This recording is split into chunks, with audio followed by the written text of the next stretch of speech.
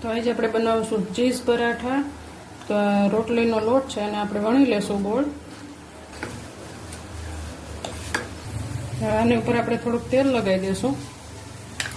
ત્યારબાદ આ લાલ મરચું નાખશું થોડુંક. ત્યારબાદ થોડા તલ નાખી દઈશું. એના ઉપર કોથમીર નાખી દઈશું. ત્યારબાદ આ ચીઝની સ્લાઇસ છે એ મૂકી દઈશું અને ચારે બાજુથી ફોલ્ડ કરી લઈશું.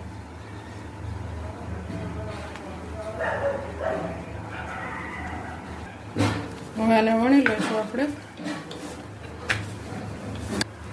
હવે આને તળી લઈશું આપણે તેલથી.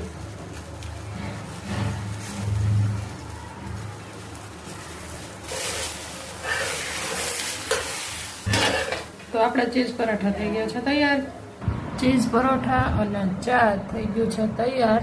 તો ચાલો તમે બધા પણ નાસ્તો કરવા.